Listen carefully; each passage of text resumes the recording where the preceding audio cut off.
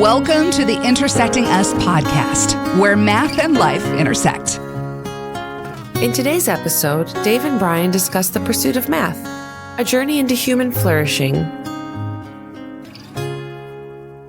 As we go through our life, we sometimes come across some information that's helpful to us, and that's true when we're studying things, and that's true when we're reading. And sometimes you come across books that kind of touch you in a good way. We're going to do some review, I guess, and some looking at a book called Mathematics for Human Flourishing. It's a book that Dave came across. And Dave, this book is by Francis Su. I was wondering, what were your thoughts of the book? Did you read it really fast? Was it something that really smacked you really quickly, or did you reread it? Or just tell me a little bit about maybe finding the book and what it why it's so important that we're actually going to do some book reviews here on a few podcasts. Sure. Welcome, everybody. It's always good to be here.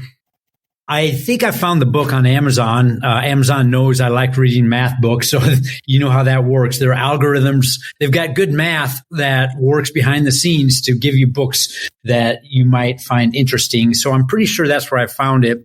And what has really captured my attention and why I want to do some podcasts on this is that there are a lot of great math books out there that go through kind of like the history and the people and some interesting problems. But this one really hits on the human side of math and talks about what math can do for us as human beings. And so it's not looking at it from a utility perspective, like what problems can it solve as far as, actuarial science, but what can it do as far as developing our personal character and things like that.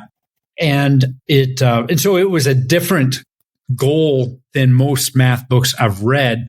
And I just thought it was extremely well written.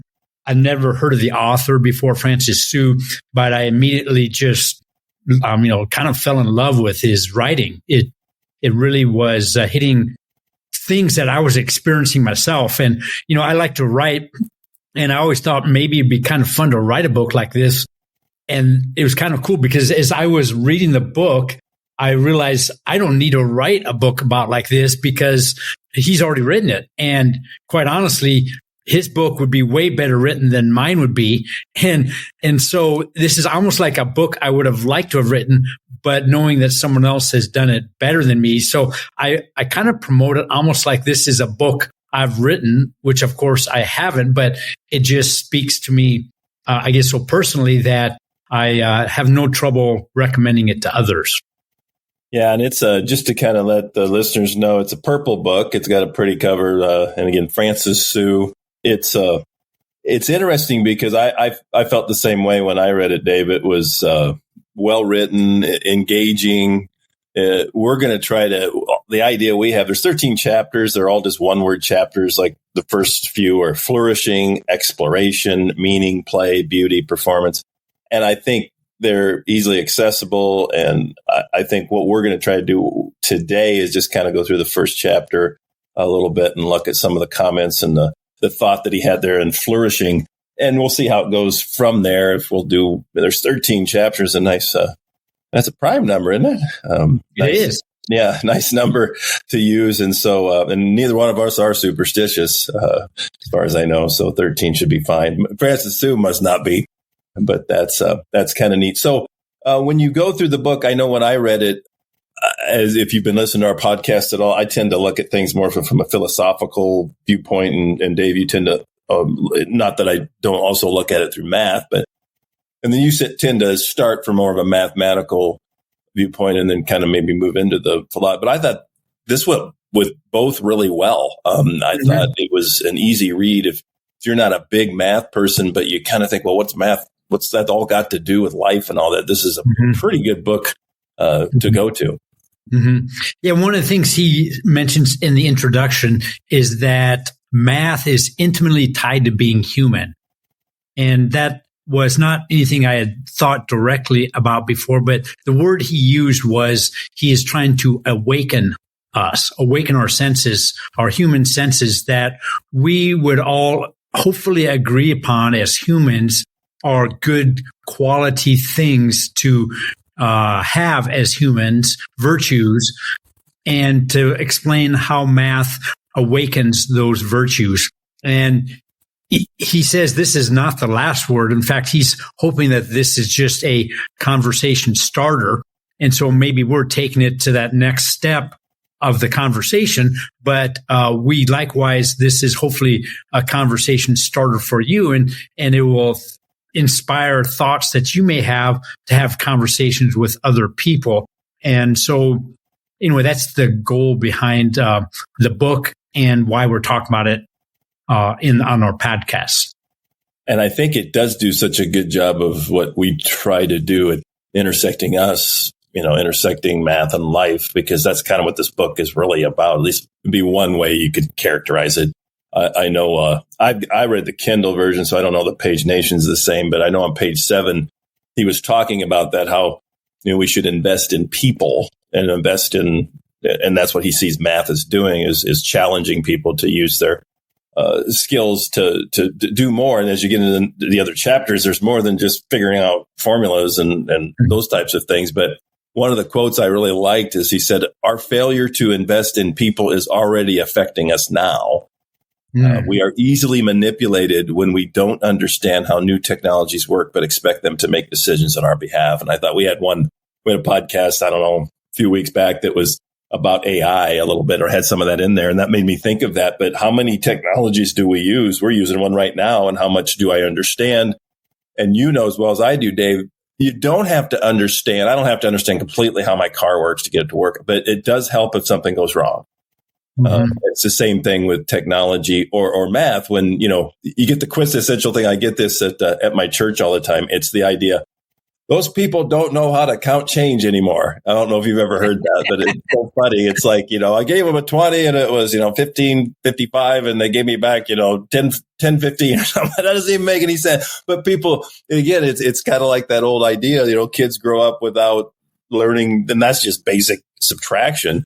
But when it gets to even something deeper, we've talked about that before, how knowing what calculus is and integral and differential and know, what's behind it. He doesn't get into that too much, but he does get into the fact that this is how you think, and it helps in the whole flourishing idea. What a neat title, Mathematics for Human Flourishing. I just thought that was the way and of course the first chapter is about flourishing. Mm-hmm. Well, the very first quote, Brian, you probably appreciated because it came, I think it's pronounced Simone Weil, and she is a sister of a famous mathematician. Her brother was Andre Weil, and any math geeks out there maybe know about him. But anyway, he was famous because he, in 1940, came up with a proof of the Riemann hypothesis for the zeta functions of curves over finite fields, which I understood the first part of that, the Riemann hypothesis for the zeta function. So any person that has touched and improved upon Riemann's hypothesis for zeta functions is a remarkable guy. But anyway, that's Simone's brother. But back to the book, Simone is a philosopher, and she's had this quote that every being cries out silently to be read differently. And I will throw that back at you, Mr. Philosopher Brian. What do you think that's trying to say? Well, as a philosopher, you've got two different ways to look at things. And this literature is the same way. If we could get Francis on here, and maybe we could sometime. I guess I don't know exactly what his status is, but when you're reading, and she says read differently, and I think, she's talking about who we are. But when you read literature like this, if he was on and we'd say, well, what did you mean by this? That's the best way to do it, is ask the author, right? Mm-hmm. You can say, well, it meant to me, and it's okay, I think, to some extent, but I think she's kind of read differently, maybe read in a way that makes, not maybe is more accurate, but maybe has more meaning to me. Mm-hmm. And I think and Francis gets into that so much with his idea of finding meaning and purpose and value and beauty, and all those chapters we're going to hit later. But I think that's what she means, read differently, maybe accurately, or more lining up to who I really am. Mm-hmm. I think that's what she means. I hope that's what, and again, I could say what it means to me, but ultimately it'd be nice to ask her what it meant to her. Then you probably know. Well, one of the things that Francis did right after that, early in chapter 1, is he introduces a guy named Christopher Jackson. And Christopher is in prison. And as far as I know, he's currently in prison because he had a 25-year sentence. And this book is not 25 years old. But while he was in prison, he discovered math, and math was kind of like his go-to passion while he was in prison. And he's been writing letters back and forth to Francis, and they've been collaborating about mainly math things, but probably more important, how math has impacted each other's as human beings. And what Francis was saying is, given Christopher's past, the things he was convicted of as a felon, which of course were not pretty things, but would he want to be read differently? In other words, what is our image of what we think about when we think about people, felons in prison who have committed violent crimes, serving 25-year sentences? We've got this image of who they are. And it's probably not someone that's going to be sitting around enjoying doing math problems. And yet here Christopher is doing those things. And I think, to me, the lesson I'm getting out of it is how easily it is to stereotype or put labels on people for who they are. And that usually is not a helpful practice to do. And it falls way short of really what people truly are, and also limits what potential they could become. Yeah, and the potential, I think, is so key, because obviously this guy, if you're, what's really cool in the book is you get pieces of that correspondence. Mm-hmm. I don't know if it's in every chapter, but I think he even wrote. I can look quick here. I think he wrote the dedication for the Christophers and the Simones of the world. Mm-hmm. I mean, we've already talked about both of them, but I think the thing that came out there was the affection, the fondness for math. Christopher had mm-hmm. that. You've talked about that at a high level before you even read this book, Dave. And I think one of the metaphors, I always like the metaphors that he has in anything, but he has some good ones there. On page 8, he said, a society without mathematical affection, which I thought was a neat word, is like a city without concerts, parks, or museums. Mm-hmm. And that was, you could, if you're listening to this and you're thinking about, should I get this book? I would highly recommend you get it. And then if you interacted with us on it, that'd be great too. But that's kind of a quintessential line. It's like an example of what you're going to get, and he'll go off on farther on that, but it's such a neat concept. Yeah, it is. In fact, to be honest, when I first read that, I kind of was taken back, like, how could that? I mean, I don't really think of math connecting to parks or whatever, but as I get older, I have seen the value of those things in our community. I love taking my grandkids to parks. I love taking walks through parks. And so there's a lot of things that I benefit from. Like this morning, I woke up with a headache, and I was just sitting around and couldn't get rid of it. I'd been having it all weekend, and I went out and went for a walk on a nice trail, and came back and the headache was gone. And so that's just a little thing, but there's just amazing things that help you flourish by just getting outside and doing those things. And so as I'm getting older, I'm starting to appreciate more about how those different things impact us as people. And then to throw math in that was a curveball for me. And I'm, a math fanatic, but the more I thought about it, the more I really agreed with it. And then, I guess just to use my own life as an example, like this weekend, pretty much all my free time I spent was doing some math problems and creating math videos of things that I did not need to do, and I chose to do just for fun. But it was my kind of way to relax, to escape, just to kind of reconnect and discover. And there was, I was reflecting on all the things that I benefited from when I do that. And, I could have spent time watching, NFL football or watching TV or, all those other options out there. And none of those are bad options. but I find that it's not the same as when I engage with math. It changes me, it enlightens me. And so that quote, even though it seemed to be a stretch at first, the more I think about it, the more I tend to agree that he's really onto something. And I think, it's interesting. I wonder how, if he thought of a few things and put it out there, if he deeply thought about the three things he said, concerts, parks, and museums. It does go back. We've hit a couple of those, I think, or maybe all three, especially the concerts. We've had a couple math videos and podcasts over how music is so mathematically informed and how knowing math and the way the different frequencies and all different kinds of things like that. We talked about the pentatonic chime one, I think, comes to mind. And then parks and museums too. It's like art and architecture, all the math and his whole point, I think, was that, how do you say it, without the opportunity to play with beautiful ideas, that's kind of another way he puts it in there. And then there's obviously going to be a chapter just on beauty, but that's a different way of looking at it. That's why I think maybe this book resonated so much with you, because you've kind of been an ambassador for that for quite a while about, math isn't just, I think as you started the podcast, the idea of utilitarian, that it has, well, when you look at flourishing, that's like fondness. You look at affection, that's like, something that you have emotion almost with, affection sometimes is another word for love, so there's so much more depth to it. And for listeners, if you're looking for something, no matter what you are, if you're a financial consultant or whatever, or you're a math teacher, this would be a good book to kind of just deepen your ideas when you start, as he says, playing with the beautiful ideas. Mm-hmm. Yeah. And I hadn't thought about it till you just mentioned that, but it brought back some thoughts that as I reflect on this weekend, like, why did I spend all this time doing something I didn't need to do and chose to do it for fun?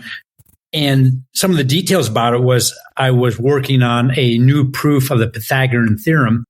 And recently I have, for the first time, gone through the original proof that Euclid did. And of course, Euclid is the famous guy that started Euclidean geometry. So he would be in the Hall of Fame of any maths Hall of Fame you ever had, because he's the one essentially that put geometry on the roadmap.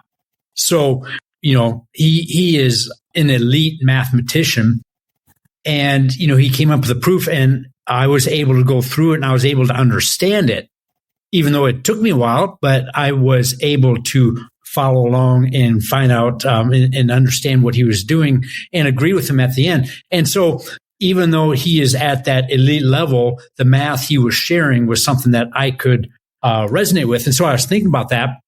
Well, then the second proof I was looking at was written in 1938. So first of all, think about that. Even though mathematicians have been playing with this for thousands of years, that there would be a proof that they hadn't come up with. There's already been hundreds of proofs, and yet they're still coming up with new ones, which to me is fascinating, that there are ideas in proving this that someone has not thought about. But here's one that came about in, I believe it was 1938. And the cool thing about it was created by a 16-year-old girl in high school. Wow. And so you've got this wide range of spectrums. You've got like Euclid, who is the founder of geometry, so to speak. And then you have the 16-year high school gal over 2,000 years later. And then all the math people in between that have looked at this theorem and come up with new perspectives on showing why it is true. And so that's just a really fascinating adventure in, I'd say, human flourishing, of how we can transcend cultures, how we can transcend time, how we can transcend age, gender. It's transcending everything. And yet we're all agreeing that this theorem, even though it's not intuitive, is in fact true. Well, and that does come down to what he talks about with, the skills that we need, how you use math. I think, the skills society may get from math may change. Obviously when you go back when those theorems were in the 1900s, they weren't talking about probably airplanes and, and computers and all that stuff that math may inform.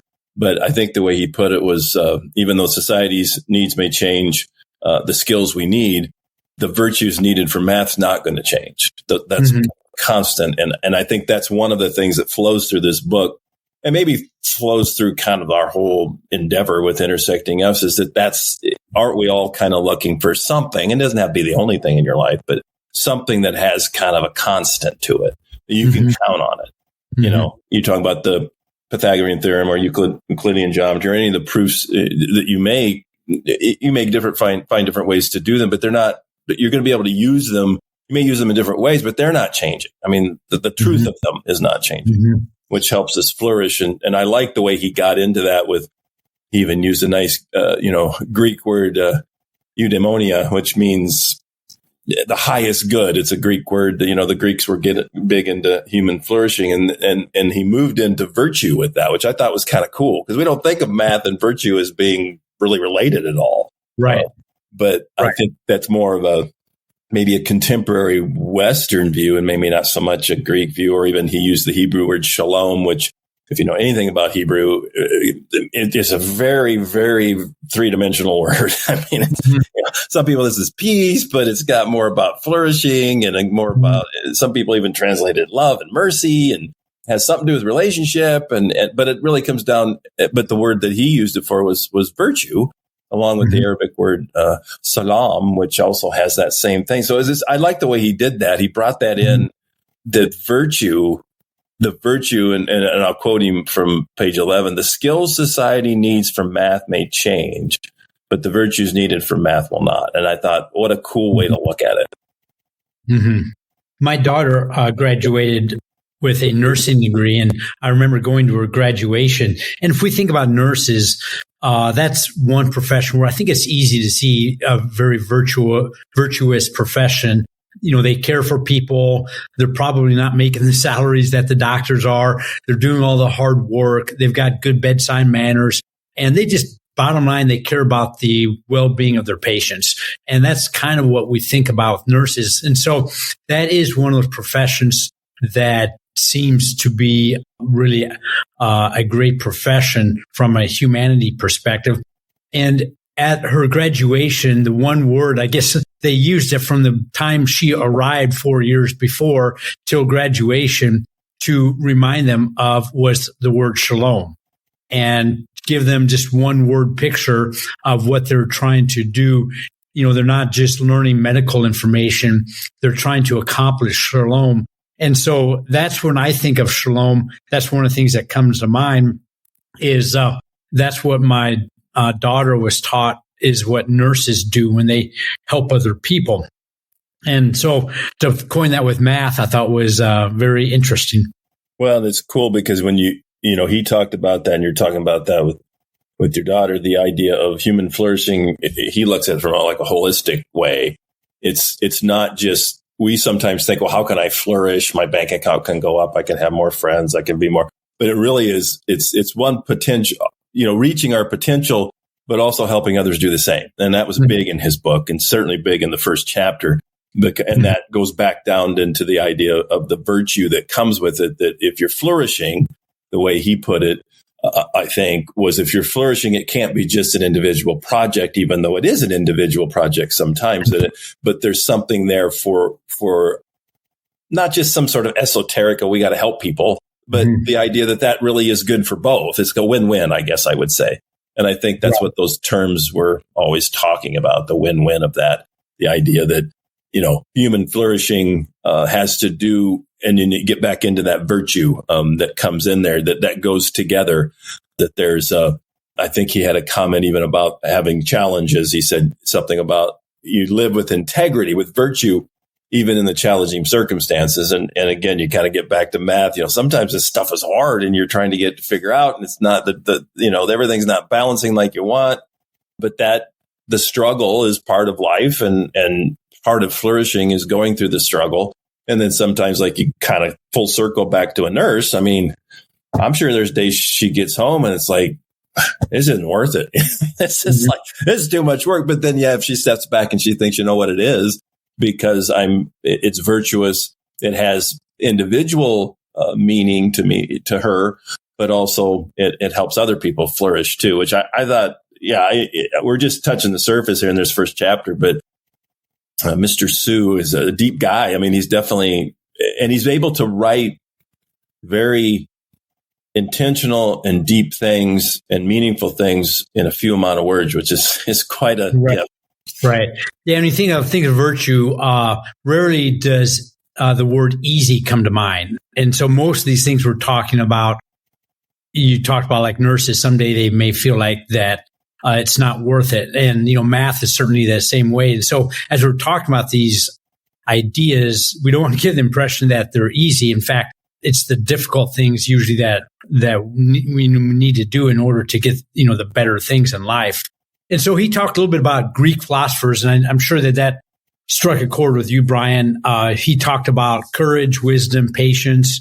He brought in Aristotle and all kinds of things that were really right up your alley. So any thoughts on that? Well, I think, again, it shows how, mathematics, when we think about it, a lot of times it's got a structure to it. I mean, that's the thing, that the beauty of it sometimes is because it's an elegant, and I think that's the thing about philosophy too, is philosophy is kind of the systematizing of the why questions, really, of trying to understand why things are and what has purpose and meaning and depth and all these other things we talk about. So I think he does a good job of connecting those two, intersecting those two, so to see that they can help each other.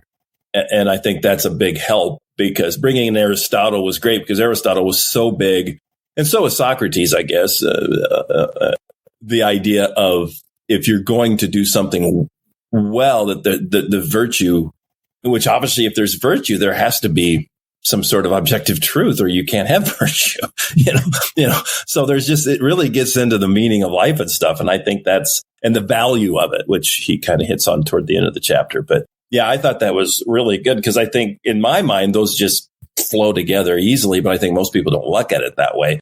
And he does a good job in the first chapter and certainly in successive chapters of showing that those aren't mutually exclusive, that they kind of help each other, and understanding one can help you understand the other one.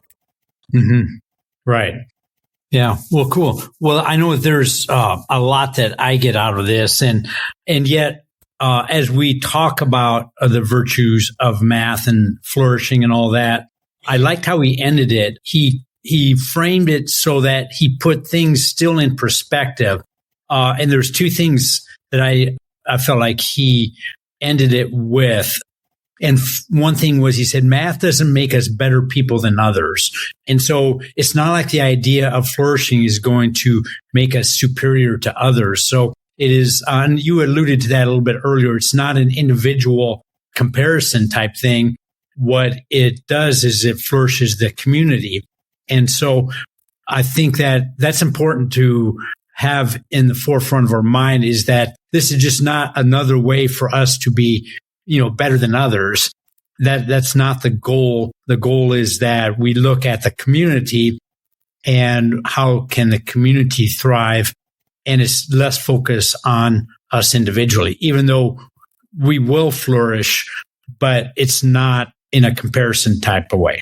Yeah. And I think, and again, I like that. It's kind of almost a theological concept, but it becomes even political sometimes, the either or versus the both and, sometimes we'd like, well, you either are going to do individual things, or I'm going to do community things. And if the community flourishes, then the individual can't, or vice versa. And there are times where that's true, but a lot of times it's both and, I pursue math because of the beauty, and he says, and I think we'll get into that later too in other podcasts, but it builds aspects of individual character and habits of your mind that really help. But that helps society, in and of itself, but also thinking about that helps us. I mean, what difference does it make if you end up for instance, if they came up with finally figured out the quantum way of things, well, who cares? It's like, for me, it's fun. It also is going to have some human flourishing going with it. So I think that was the idea of the both and he's hitting, but the word that he uses, I think he used it quite a bit, kept coming, was the word pursuit.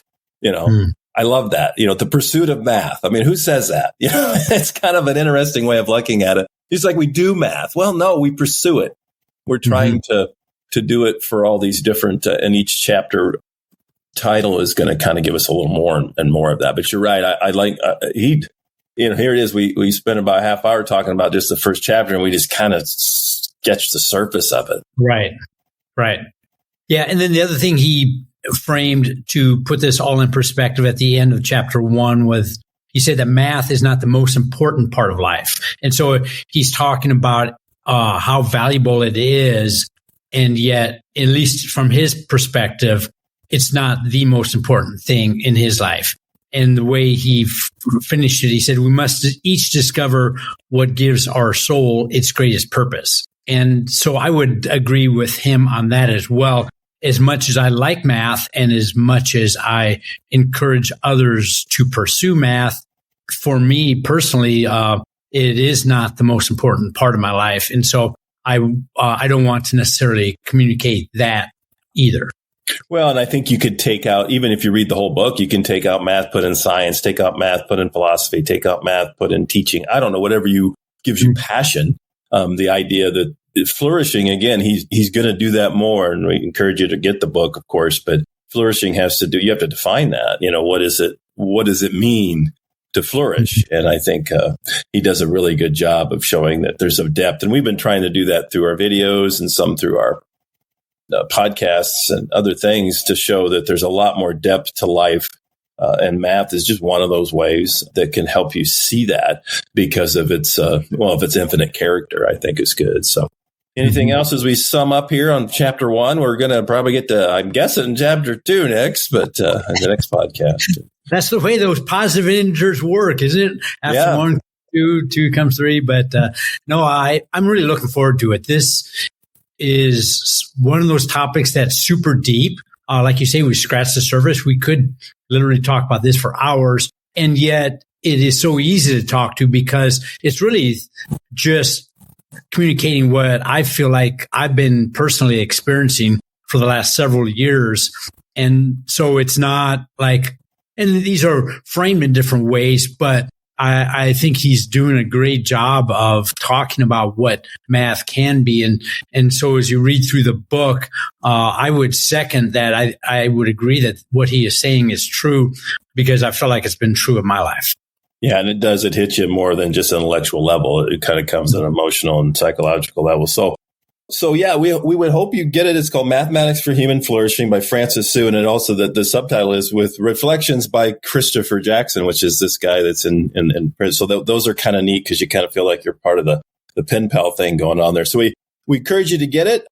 This one was on chapter 1. We'll be doing chapter 2, which is actually has a really interesting title. It's called Exploration. So we invite you to come on to our next podcast that comes up fairly soon as we talk more and more about math and life intersecting.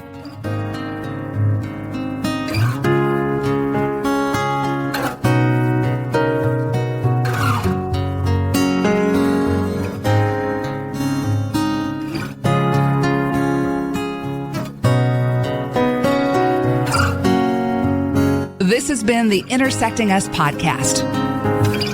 To further engage with Intersecting Us, go to intersectingus.com.